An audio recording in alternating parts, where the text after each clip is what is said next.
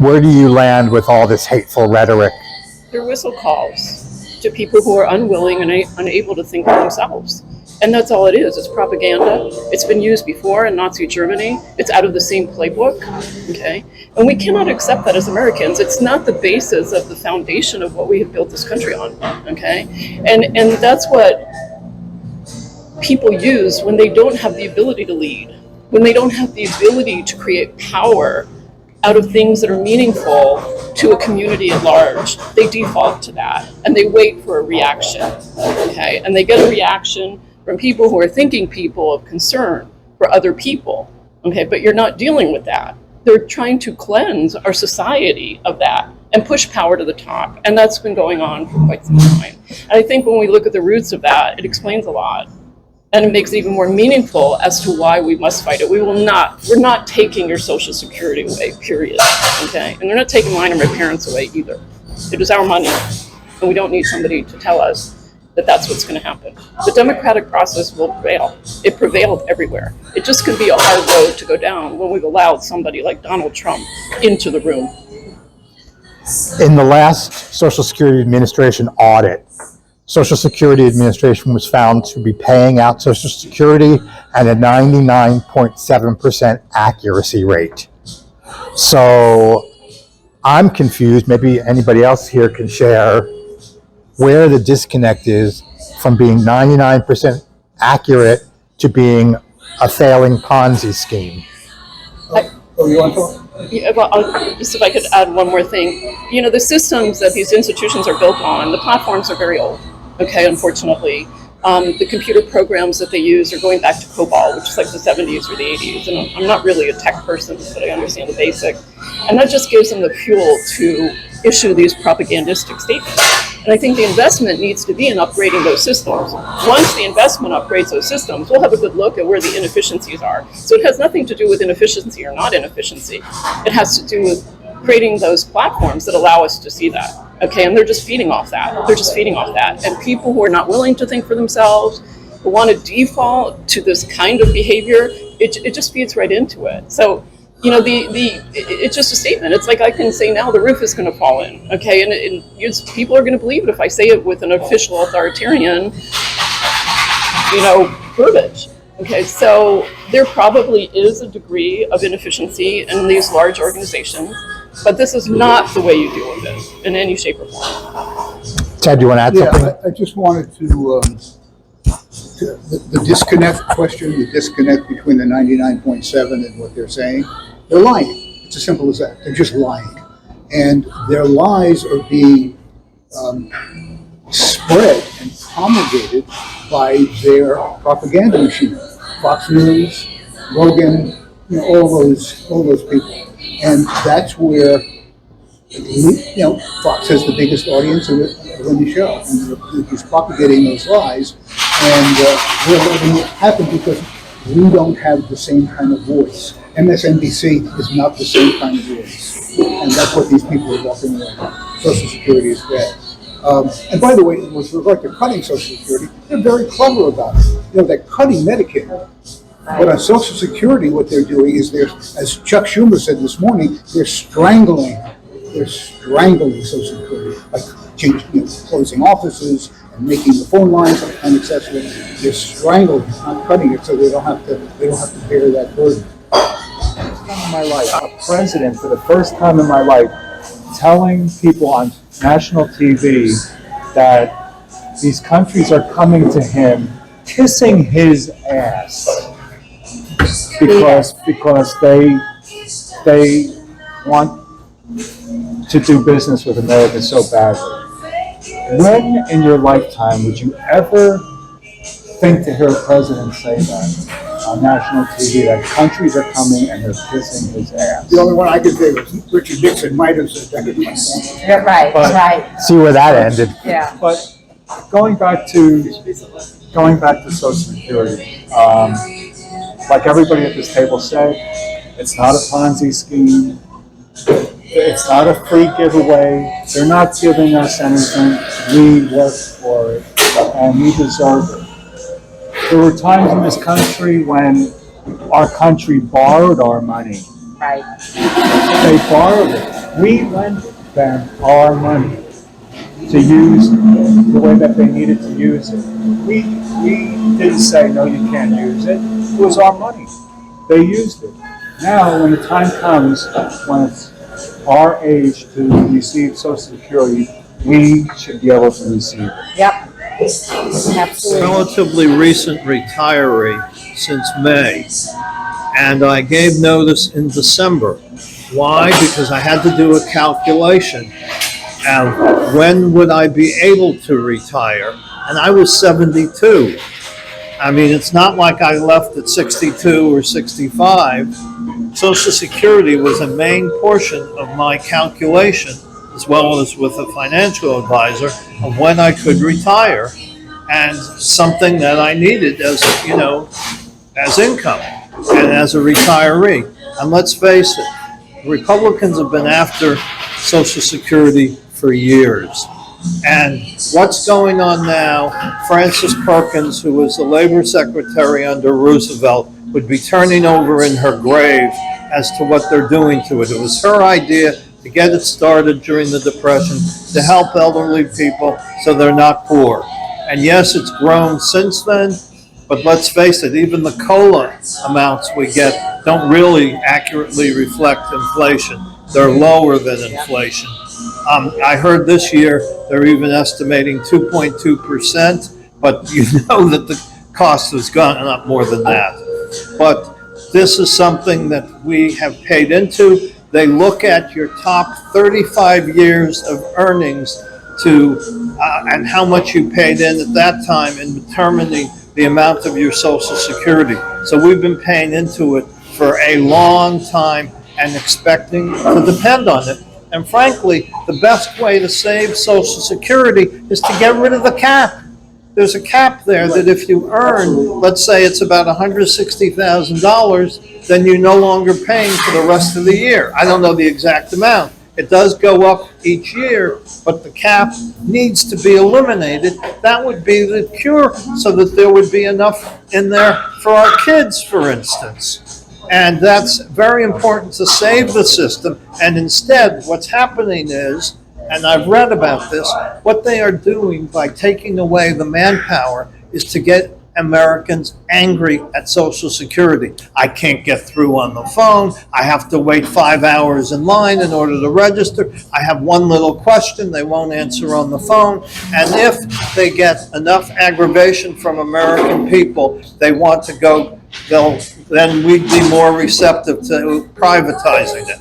And that way they make money off of it. And these oligarchs would make money off the system, and we've got to stop that. It needs to remain the way it is. They need to put the people back to work and I think they put some of them back to work already. But the fact is, they shouldn't be closing down offices. They need to provide the services, keep the people happy, and we've paid into it. We deserve it. And I'm not just talking about myself. I'm talking about everyone that's dependent. So Don't forget, some kids are on it too. Who are having the press conference Tuesday, they had last week 441 people walk in for help. Those are walk-ins, that's not calls. I don't know. I really don't know. There's so many people that I know in my lifetime that never received Social Security. They passed away before. They passed away before they even collected Social Security, or they retired, and maybe 6 months after retirement they passed away. And I always feel so badly for those families and for those people that worked all their life and they never got to collect a dime. Now, figure the percentage of those people that never collected, the money that should still be in there. Absolutely, it should be in there. To spread among other people that are just starting to collect Social Security. This is not a Ponzi scheme. What they've done, Elon Musk said we're going to find $3 trillion worth of fraud in this country, and we're going to get that money back. So what did he do? He went in. He realized there is no fraud, or the fraud that there is so slight that it wasn't even worth going into to look. So what's happening now is they're going after Social Security because they need a way to get money for those rich people that need those tax breaks. You know what? I hope to God that this isn't true and it's not right, but when these tariffs started and people lost money, Right. all these rich guys, they went right in, they invested. They invested, did it they on bought purpose. us. Yeah. Now, was this done on purpose? I mean, did our president, somebody who's not a fraudster, at least that's what they tell us, he's not a fraudster, did he actually go in and do this purposely so that his rich friends could go in and buy up so that they could make a great deal on? I think he's already Right. addressed. Go ahead, Ted.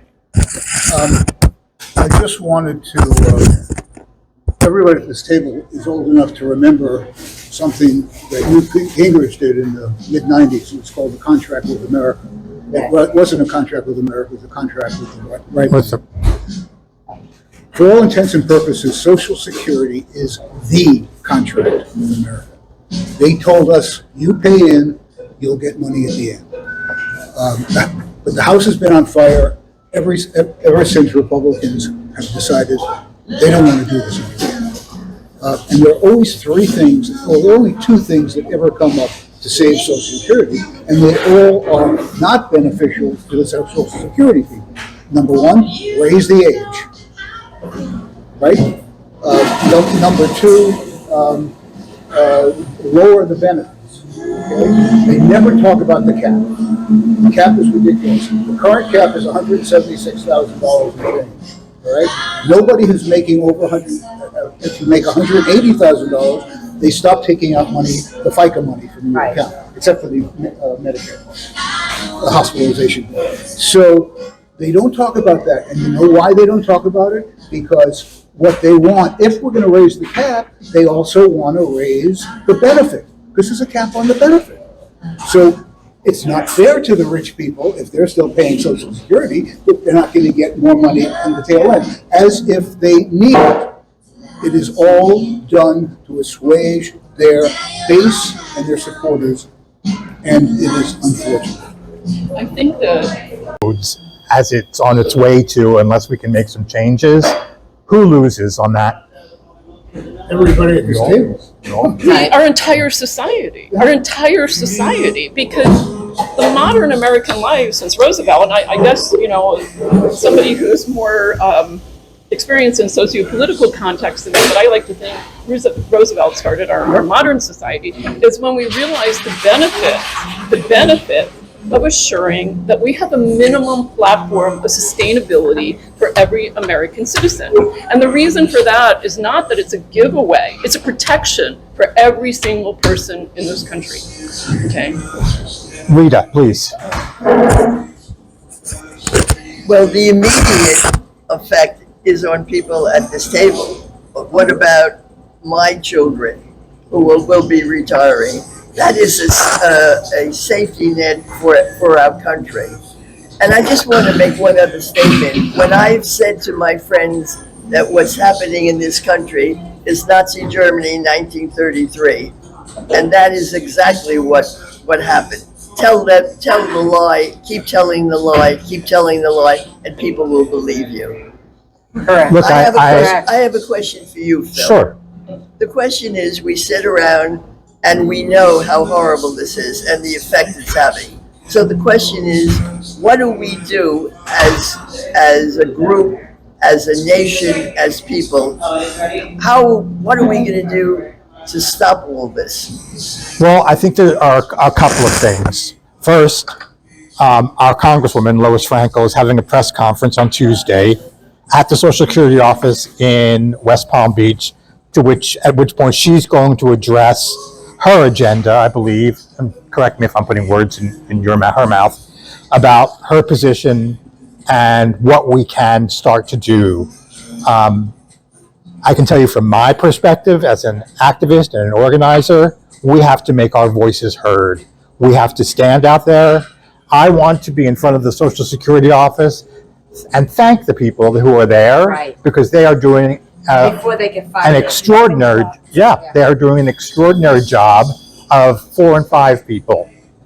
And at the same time, I want people going by there to know we can't afford to lose this office. So as a piggyback to that, they've made these cuts, and then they were referring everybody to the telephone lines. And they cut the telephone answering people, then they put them back, then they took them back, then they said you had to go to the offices, and then they said you had to go online, and now the website's crashing. So no matter which angle you take, it's a fail. It's an epic fail on every level. And we, until we are able to retake control of some part of the legislature in this country, are the ones that have to go out and be heard. And Rita, as sort of the senior member of our group, I think that your willingness and your activation to go out there and to say, what is the message? How do we convey it? What can we do? Is really important. Not just to your age group, but as I tell you every time I talk to you, I am personally inspired to do what I do because of people like you and people like Linda, who have already fought this fight more than once, who stood out there. I know that the rights I live with today are because of what you did 60 years ago now. And now we're being called on to do it again in another multi-generational call to action. So that was the long answer to a short question. Right, To stand out there with us. okay. And could I just say one other thing? You know, we, all of us at this table, we all protest. And we've been out there. We've gotten warded on and everything else. And then there are people, my friends, and a lot of my friends go out and protest. A lot of them, unfortunately, aren't in that position to do that because of health reasons. One of my friends has been writing postcards and sending them to Pennsylvania Avenue now for quite some time. And she also makes phone calls like I do, leaving messages on every congressman's telephone line. And they're not nice messages because it's telling them to get a backbone and stand up to the American people, which they are not doing, not at all. Now then there are friends of mine that I really get aggravated with because we're in the same age group and they know what's going on and they're afraid of what's going on, but they don't do anything. They don't even write a postcard. They don't even make a phone call. And it's like, do you know what you're doing? Do you know what you're facing? And that As if they don't see it, it's not there. yeah, it doesn't, it's just horrendous. And then there are those people that I happen to know also who are very comfortable and they're living their life. They're doing whatever they want and, you know, maybe they'll move out of the country, maybe they'll move here, maybe they'll do this. Yeah, run away instead of fighting. Right, right, It's time to fight. right, I agree. It's past you. right. I mean, God, we're there Let every, him talk. we're there every Saturday. Then open my big mouth. We're there every Saturday, and we're fighting for our democracy. That's what we're fighting for. Let me just tie something back to that real quickly.